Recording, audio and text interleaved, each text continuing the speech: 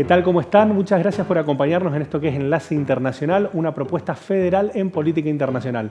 Mi nombre es Augusto Grilly Fox, con Laura Prudencio vamos a estar durante esta horita acompañándolos con los distintos títulos. ¿Cómo estás, Augusto? Bienvenidos. Así es, durante la próxima hora te vamos a informar, vamos a analizar y profundizar en las noticias internacionales que se destacan esta semana. Te lo mostramos en este avance.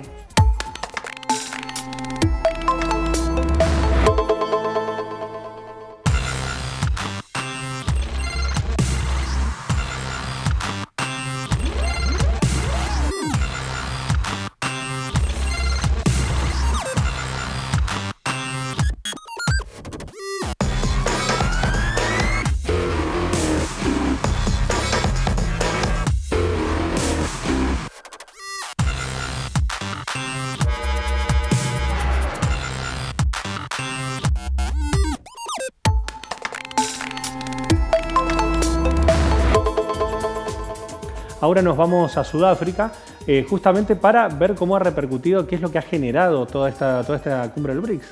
Esta mañana lo escuchábamos al presidente de la Nación, lo vamos a ver en un ratito, anunciando los nuevos integrantes y entre esos está nuestro país, Argentina, que va a formar a partir de enero del 2024 parte de este grupo de países que se reunió en Johannesburgo y que, bueno, tenemos que decir que desde su comienzo, o sea, ya hace 15 años atrás, esta fue la 15ª vez que se reúnen, esta vez presencial después de la pandemia. Bueno, ahí lo vemos en números, cómo ha crecido lo que significa este grupo de países integrados por Brasil, Rusia, India, China y Sudáfrica, los fundadores prácticamente de este grupo. Bueno, 40% de la población mundial representa a este grupo de países y un 28% del territorio del planeta, además de lo que representa en PBI.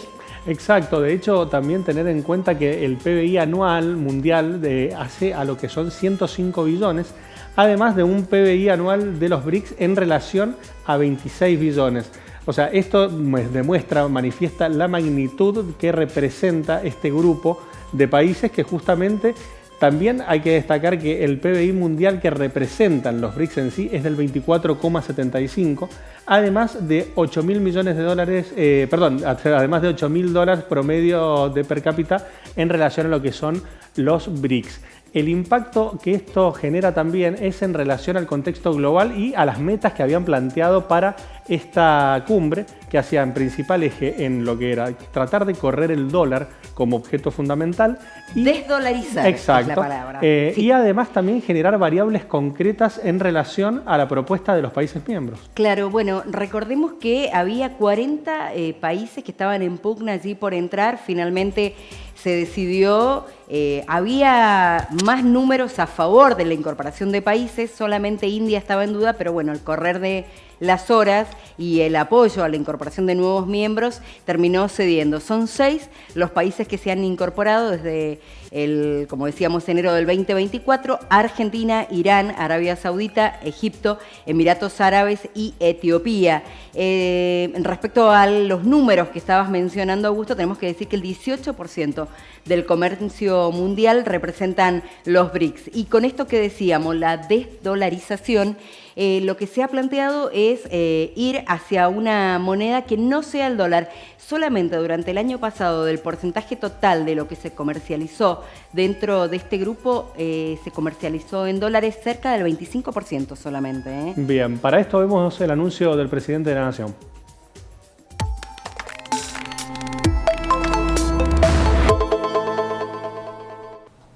Ser parte de los BRICS nos fortalece y no excluye otras instancias de integración. Y menos todavía la orgullosa pertenencia argentina al sistema multilateral de Naciones Unidas. Formar parte de los BRICS significa ser parte de un bloque que actualmente representa el 24% del Producto Bruto Interno Global, el 16% de las exportaciones y el 15% de las importaciones mundiales de bienes y servicios. En términos de comercio exterior, los actuales 5 países que integran los BRICS representan para la Argentina el 30% del destino de nuestras exportaciones. De modo que hay un camino recorrido y nuestra intención no surge de ninguna abstracción, sino de nuestros intereses nacionales. Aumentar la capacidad de nuestra exportación a los países miembros, así como fortalecer también nuestras oportunidades comerciales con países que mantienen relaciones de segundo orden con esos países miembros de los BRICS. Esa es una oportunidad que se nos presenta. El bloque facilita la coordinación económica de los países que lo componen. Se trata de las principales economías emergentes. Potencia la agenda de los países del sur global y promueve herramientas para alcanzar los desafíos de desarrollo contemporáneo. Por esas razones, el 24 de agosto del 2022 envié una nota formal al presidente Xi Jinping, en ese entonces quien ejercía la presidencia pro tempore de los BRICS. Allí le expresé al presidente de la República Popular China que los BRICS constituían para la Argentina un enorme mecanismo de cooperación. Asimismo, pusimos al tanto de nuestra vocación de ingreso mediante nota al resto de los países, a Brasil, a Rusia, a India y a Sudáfrica. Nuestro ingreso a los BRICS es una meta coherente con nuestra búsqueda por proyectar a nuestro país como un interlocutor clave y un potencial articulador de consensos en colaboración con otras naciones, sobre todo en nuestra región, en el mismo momento en que el mundo es atravesado por marcadas tensiones geopolíticas. Asistimos a un escenario marcado por la crisis del sistema multilateral, por la desaceleración de la economía mundial, por los shocks sobre las cadenas de suministros, por fenómenos de inflación generalizada y por la insostenibilidad de deudas externas.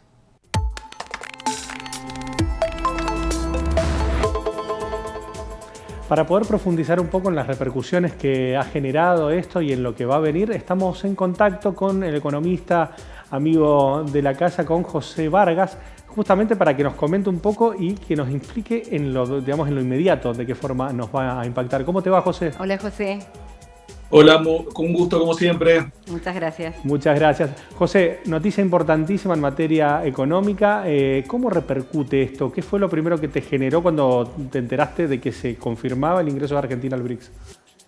Bueno, es una noticia, como ustedes dicen, sumamente importante porque estamos hablando de un nuevo grado de integración, un nuevo bloque a donde Argentina empieza a pertenecer. Sabemos que el hecho de aportar, generar y estar dentro de distintos grados de integración genera un nivel de bienestar mayor para cualquier economía del mundo, más teniendo en cuenta los países que integran los BRICS y los que se van a incorporar, además de la Argentina, a partir del año que viene, por el movimiento mundial que tiene, por el porcentaje de Producto Bruto que genera y fundamentalmente por el porcentaje del comercio que conllevan todos estos países. Formar parte de este tipo de grado de integración implica beneficios desde el punto de vista del comercio internacional. Fundamentalmente para nuestro país estamos hablando de China y de la India, desde ese punto de vista, por lo que significa para las economías regionales de nuestro país. Adicionalmente, formar parte también nos implica que tenemos los beneficios del nuevo Banco de Desarrollo, con los financiamientos a tasa baja para los países miembros y para el financiamiento para infraestructura, que viene muy bien para el país en las condiciones en las que hoy está.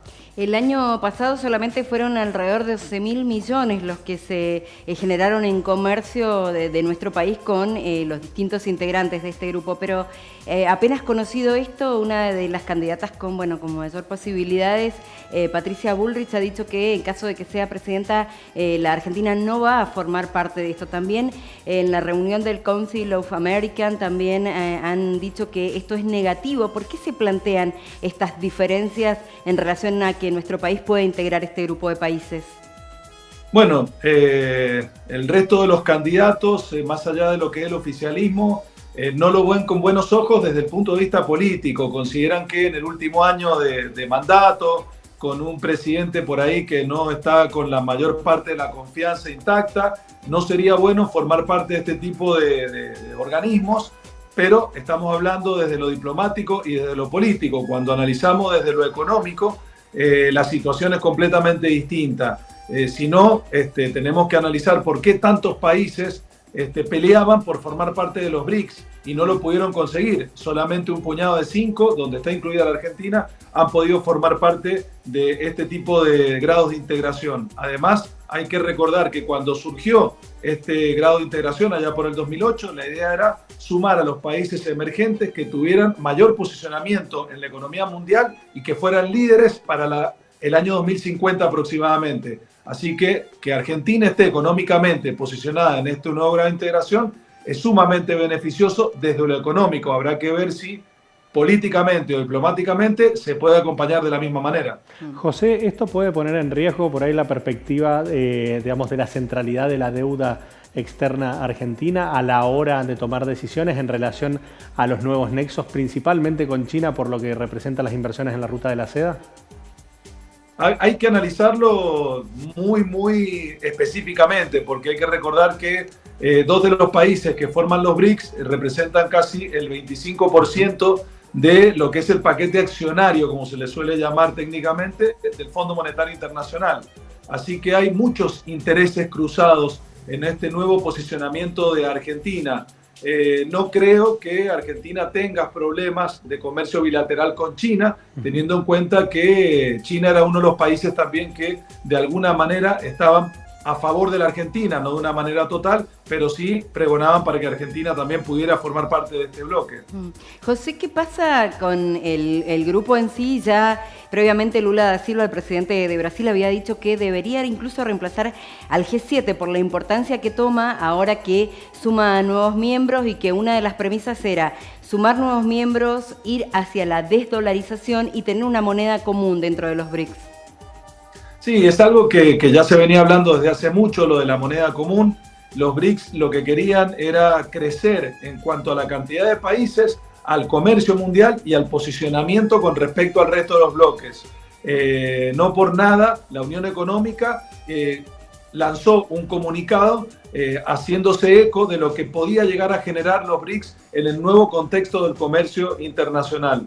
El hecho de generar una nueva moneda va en sintonía con las ideas que tienen varios de los países, no solamente Brasil, una moneda común, o por lo menos dejar de lado el dólar, teniendo en cuenta la debilidad internacional que viene teniendo el dólar y las perspectivas que tiene a mediano y largo plazo de que muchos países que tienen comercio bilateral han ido dejando de lado el dólar. Esto pondría en otro contexto a los BRICS, con lo cual es un poco lo que se está empezando a buscar, mayor posicionamiento internacional y por el otro lado ir dejando de lado al dólar como moneda de intercambio. Bien. José, te agradecemos muchísimo el contacto, lo vamos a seguir trabajando al tema porque la verdad que tiene muchísimo para desmenuzar y recién es el principio, esto se va a aplicar a partir de enero y bueno, va a traer muchísimo para trabajar. Gracias, como siempre. Gracias. Hasta la próxima. Hasta que estés luego. Muy bien.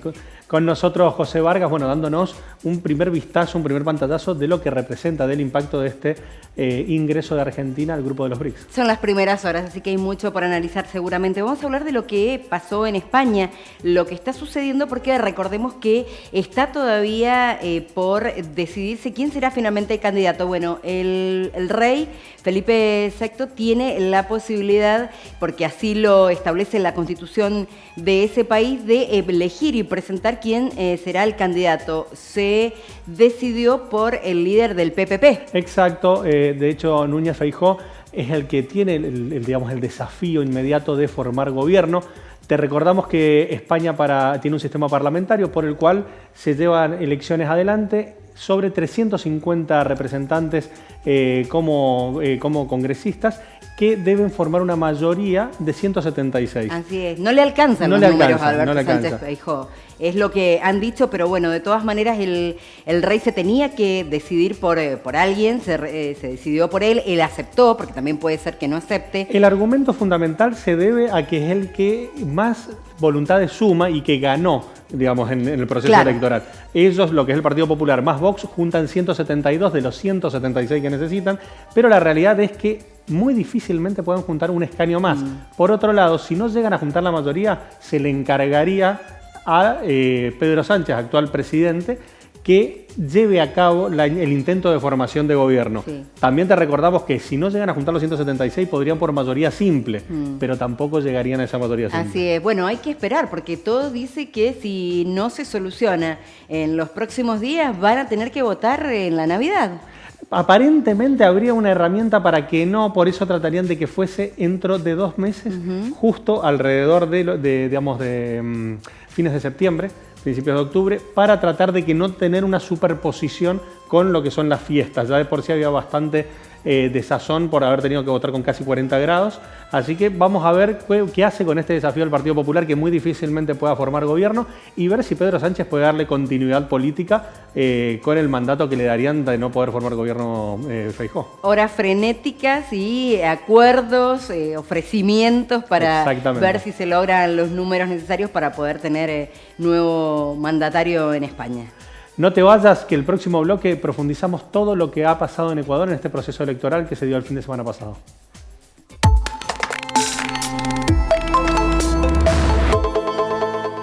¿Querés internet? Entonces querés Aero. Internet que vuela en todo Mendoza. Llámanos al 0810-333-0446. Ingresá a www.aero.com.ar. Aero. Internet que vuela.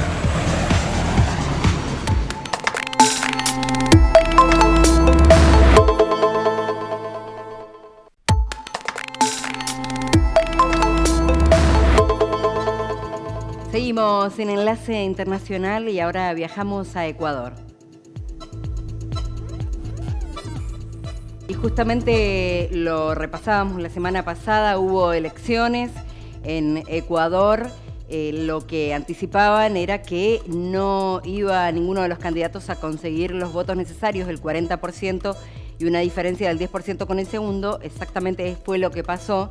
Y por eso va a haber segunda vuelta, que va a ser el próximo 15 de octubre. Exactamente, de hecho todos esperábamos el resultado que diese por ganadora a Luisa González, candidata del correísmo, de Revolución Ciudadana, para lo que buscábamos justamente ver cuál era la referencia que quedase segunda. En teoría fue un outsider en el sentido de que, si bien tenía una participación en la cosa política, venía con 2 años como legislador y tiene solamente 35 años. Así es un empresario muy joven. Lo que dicen es que fue el debate presidencial el empujón final para que Daniel Noboa quedara en segundo lugar y sea el competidor con Luisa González ya para el balotaje. Con el eje puesto en lo que es seguridad y trabajo, vemos una propuesta joven, una perspectiva diferente por ahí a la discusión que se venía dando. Pero para esto estamos en contacto con Carolina Brunstein. Ella es editora en política internacional de Diario Clarín, quien estuvo como corresponsal haciendo la cobertura en Ecuador y muy gentilmente ha generado este contacto. ¿Cómo te va, Carolina? Hola, Augusto, Hola, ¿cómo Carolina. estás? Hola, buenas tardes, gracias por invitarme. Muchas gracias a vos. Bueno, hacíamos referencia justamente al desarrollo de las elecciones, que se llegó en un contexto de una suma violencia, en el contexto concreto del magnicidio a Fernando Villavicencio y con presencia narco muy fuerte. ¿Cómo viviste vos en primera persona esta cobertura?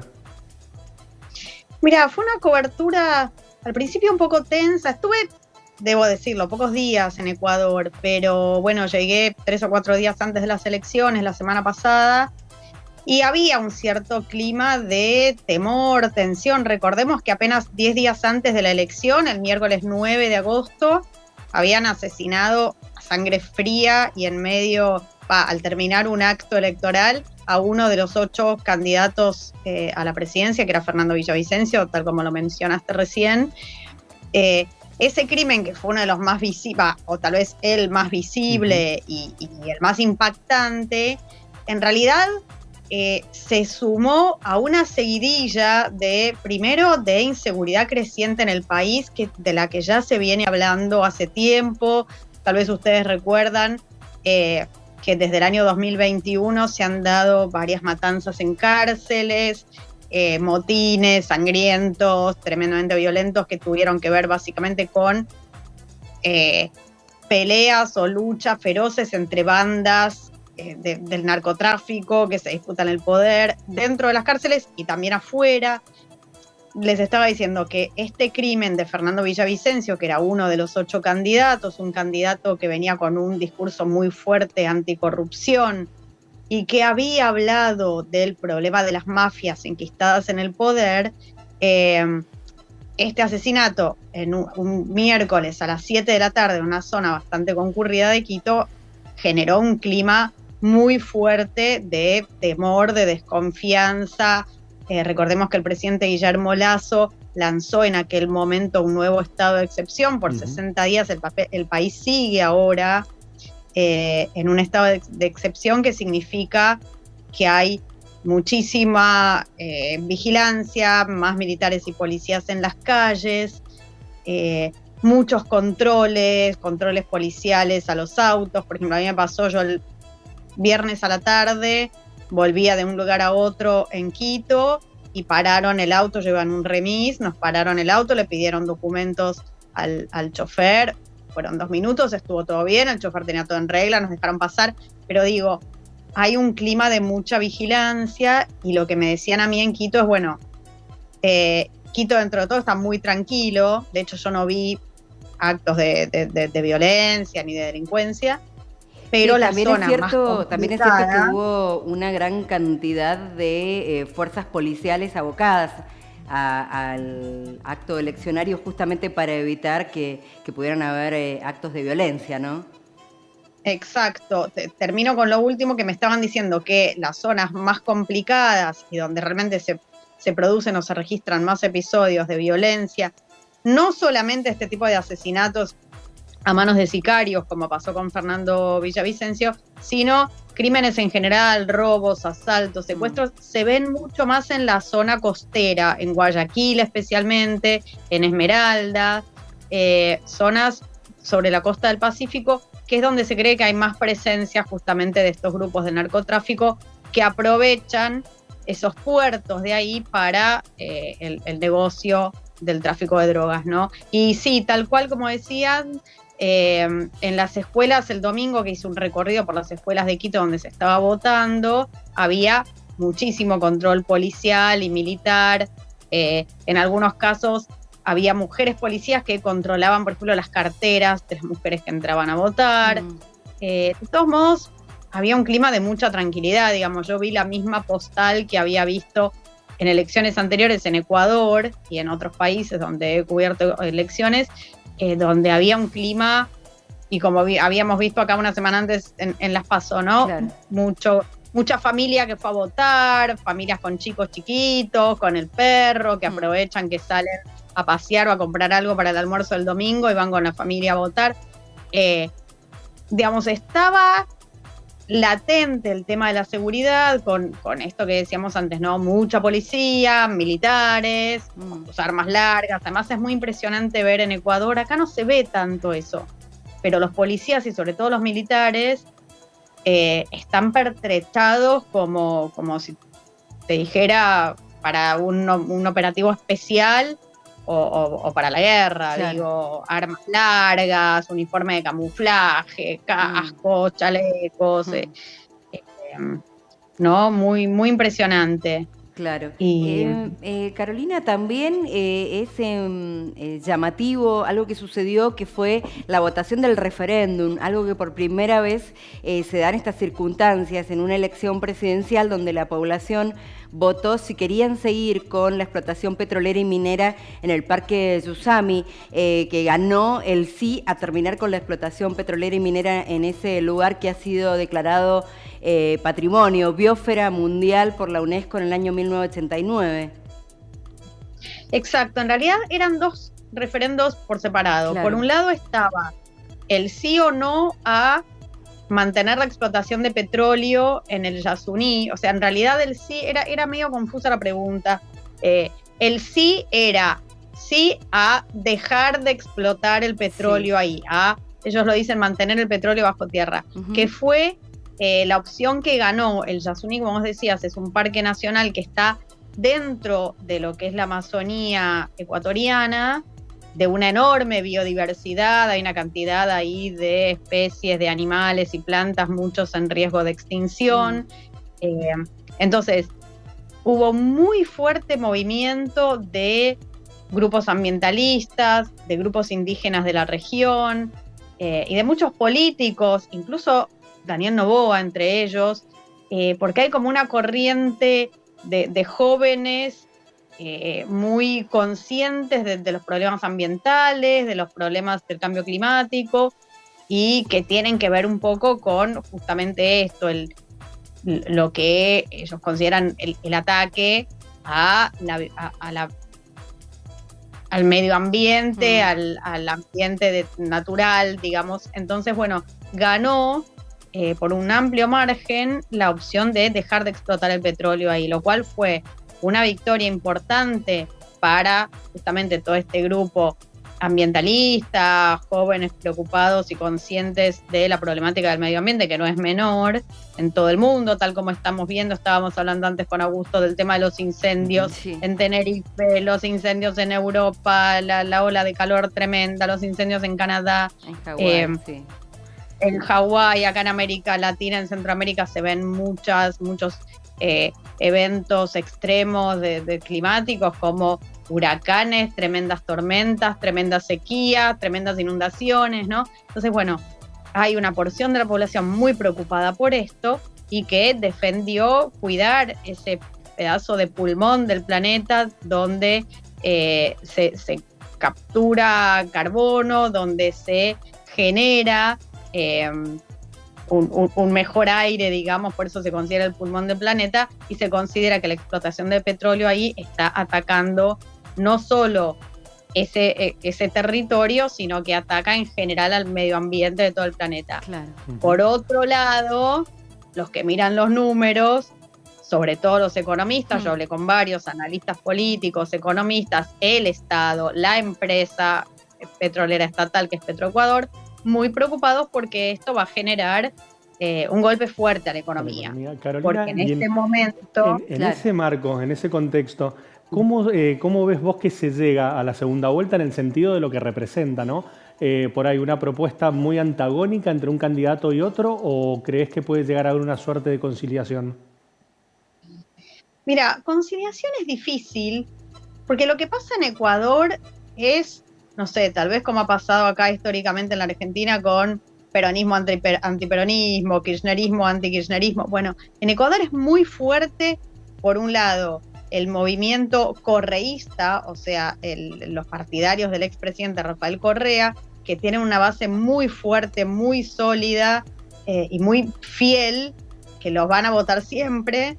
Pero por otro lado existe también una masa de votantes anti-Correa a ultranza, que esos son los que van a votar a cualquier opción que haya frente a la opción del correísmo, ¿no?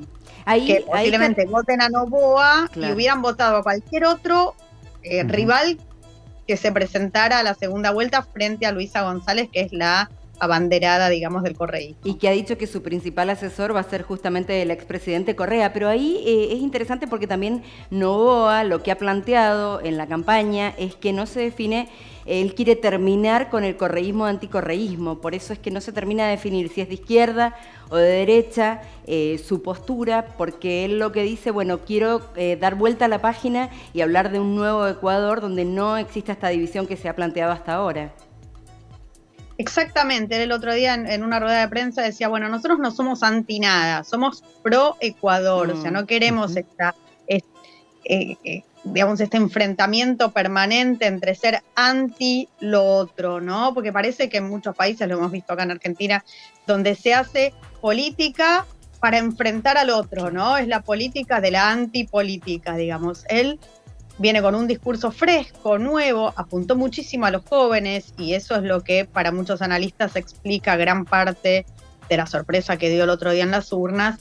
Es que tuvo un discurso que caló muy fuerte, sobre todo en los votantes jóvenes, votantes que tal vez votaban por primera vez a presidente, y con esta idea, ¿no? De, bueno, la idea es dejar de confrontar. Ustedes mencionaban antes que parece que también lo que le sumó puntos fue el debate, y justamente lo que muchos rescatan del debate que se hizo entre los candidatos el domingo previo a las elecciones fue que Noboa, contrariamente a otros de los candidatos, se mostró muy sereno y muy poco confrontativo, como con la idea de que no tenía...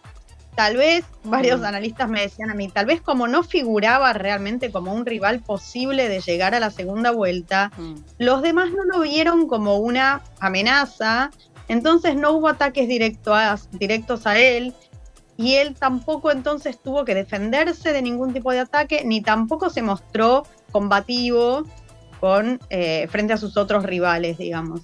Y parece que así es como él ha llevado la campaña, con un perfil bajo, pero con esta idea de no confrontar, de seducir mucho al público joven.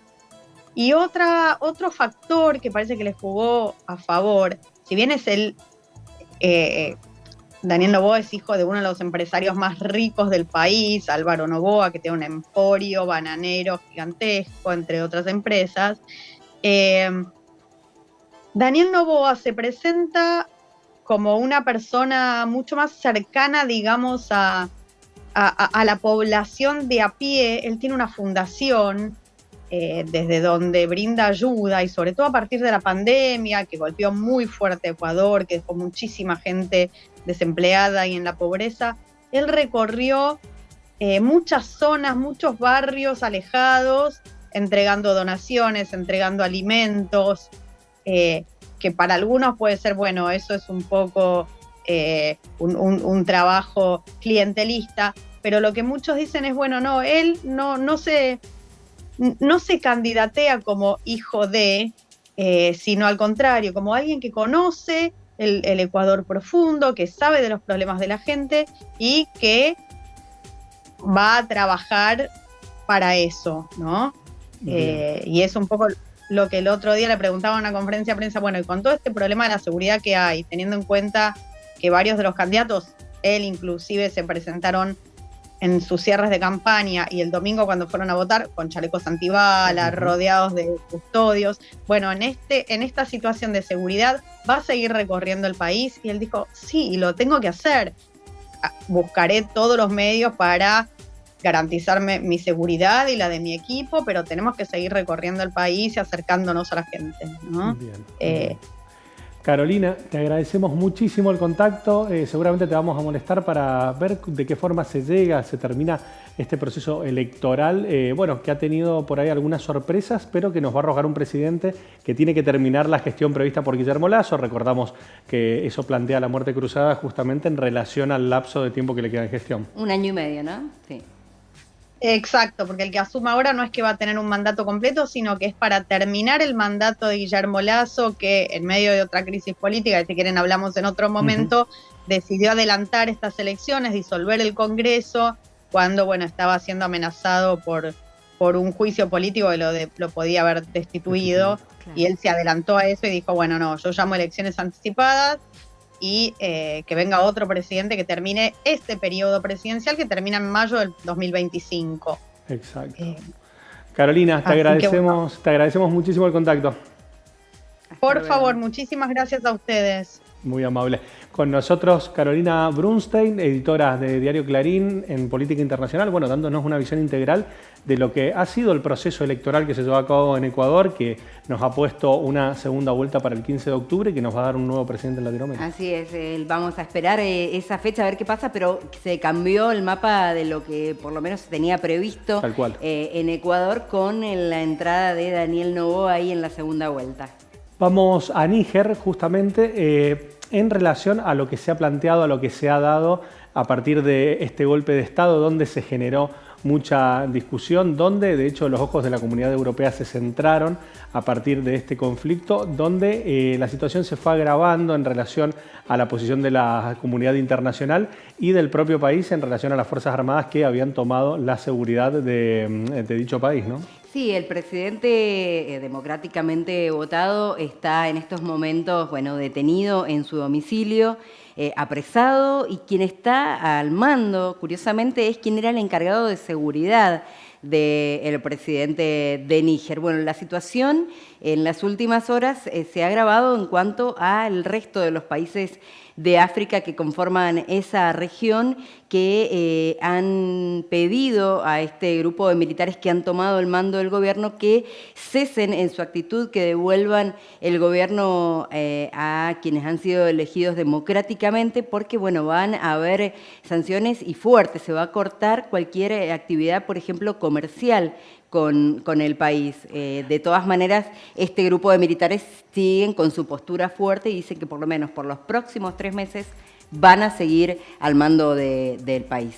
La situación es absolutamente delicada, de hecho hay posiciones hasta contrapuestas en la misma zona. Argelia le negó a Francia circular con aviones de guerra en zona argelina, después se dieron otros diálogos, las tensiones bajaron un poco por la gravedad institucional que esto representaba, pero la situación no es cómoda en un país donde los recursos naturales están en boga de las discusiones y donde la discusión central no es en la capital, sino es hacia el interior. La realidad es que hay que ver cuál es la posición que toman estos sectores que han tomado las fuerzas y ver si deponen esta posición para poder llegar a una instancia de paz en lo inmediato.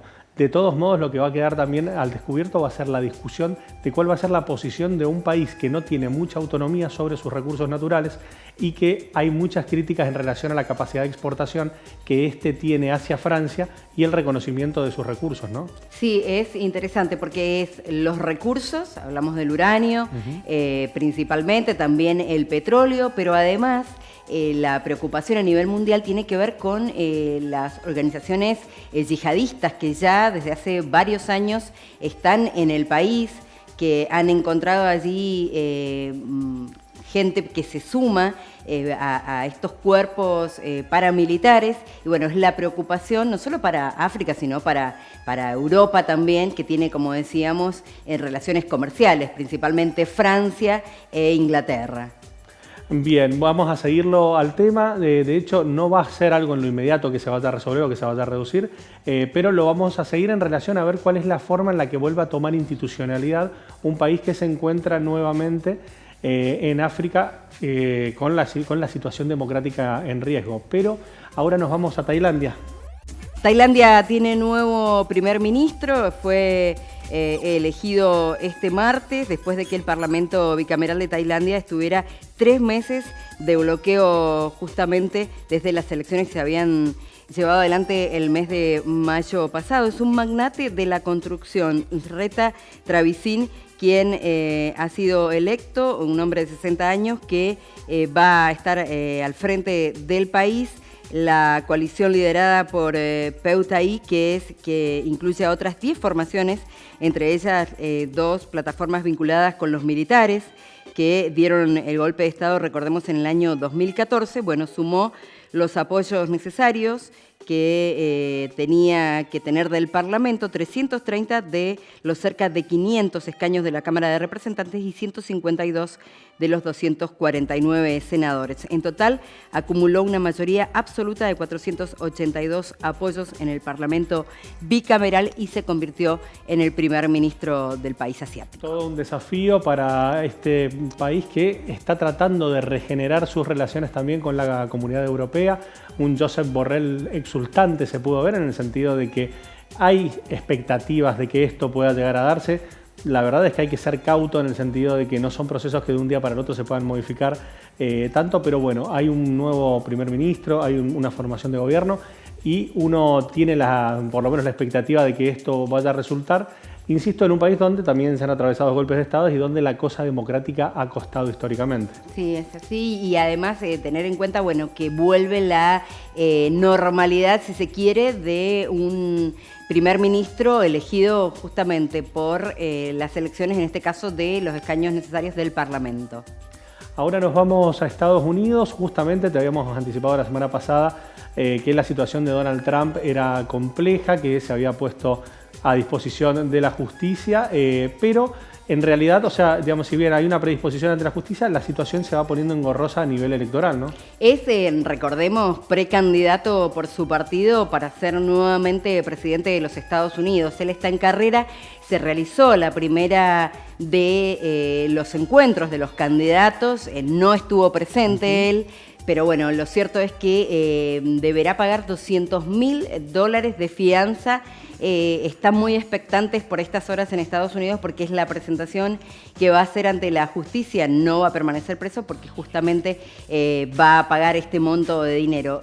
Giuliani también, quien fue alcalde de Nueva York, su abogado personal, pagó 150.000 de fianza también en este proceso que se los investiga, porque lo que dicen, y es por lo que se lo está investigando, tiene que ver con ciertas irregularidades en las elecciones en Georgia para favorecer justamente su candidatura a presidente. Este es uno de los planteos que se le ha generado a nivel legal a Donald Trump en toda una carrera de planteos que se le van a ir dando en este proceso electoral, donde además en materia política va a tener una interna muy fuerte con Ron DeSantis, más allá de los números que hoy se estén planteando. Te lo dejamos planteado a esto, te lo anticipamos, pero bueno, es un tema que lo vamos a seguir desarrollando. Ahora no te vayas, que queda mucho más Enlace Internacional.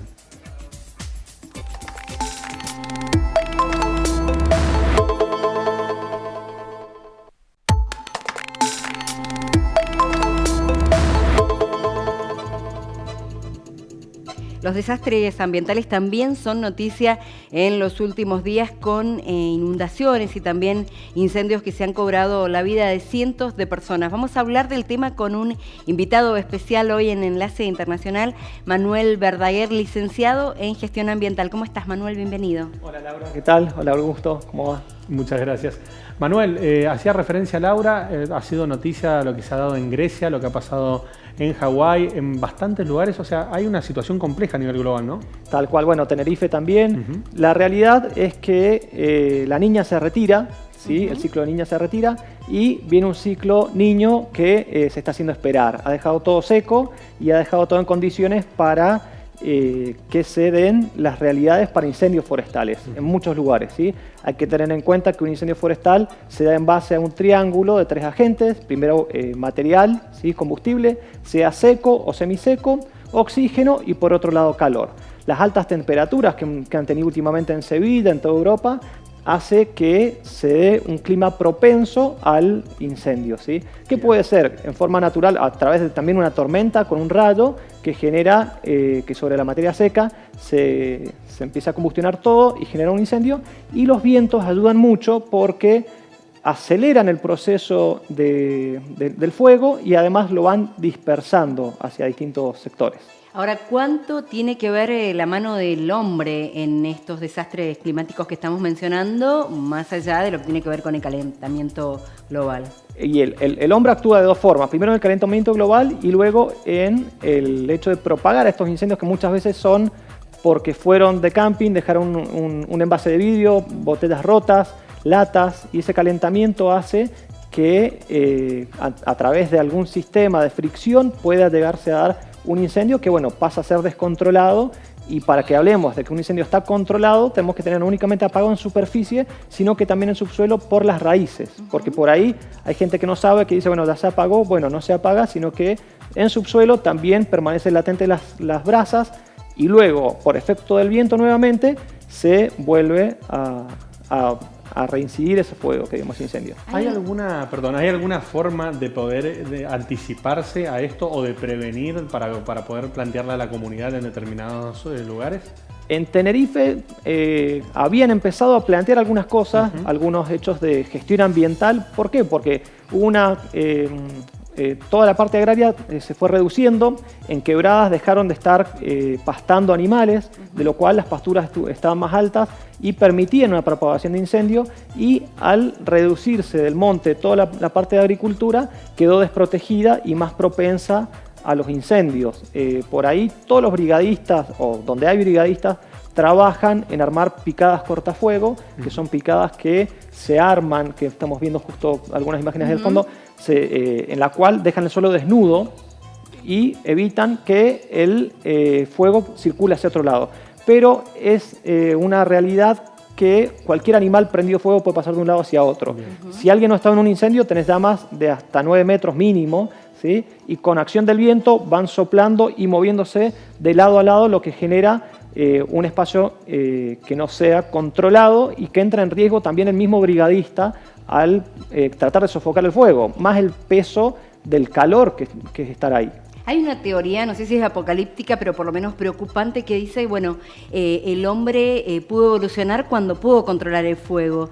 Da la impresión, por lo que decíamos de Hawái, que mencionábamos recién, que vuelve a estar los fuegos incontrolados y tiene que ver justamente por la acción del hombre. ¿Hay una preocupación a nivel mundial por volver allí y tratar de modificar eso que está sucediendo? Preocupaciones hay en forma permanente. No todos los gobiernos están tomando acciones concretas para reducir estos tipos de impactos que son devastadores. En Hawái se dio el caso que tenían la costa y los citadinos pudieron ir al mar, pero hay que tener en cuenta que cuando hay incendio forestal estamos en presencia de dioxinas, furanos, un montón de contaminantes que aspiramos. Muchas veces en un incendio la gente no muere por acción del fuego, sino por acción del humo. Claro. Lo que es asfixiante y evita que... A ver, esas personas que estuvieron en el agua han estado horas hasta ser rescatadas. Claro, entonces, claro. Tuvieron esa barrera natural que por suerte pudieron acudir.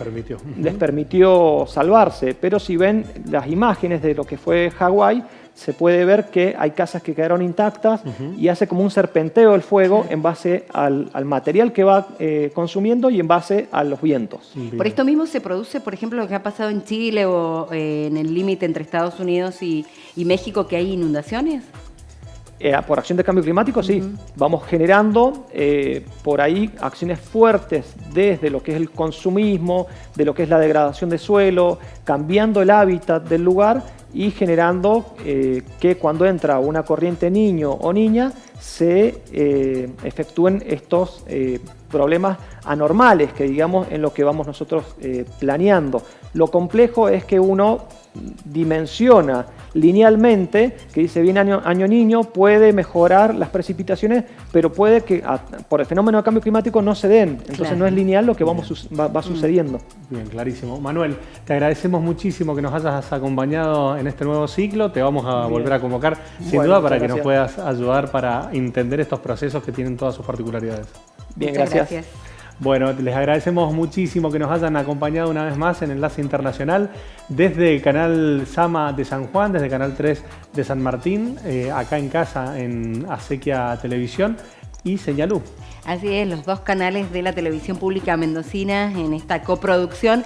Los esperamos la próxima semana. La próxima semana. Hasta luego.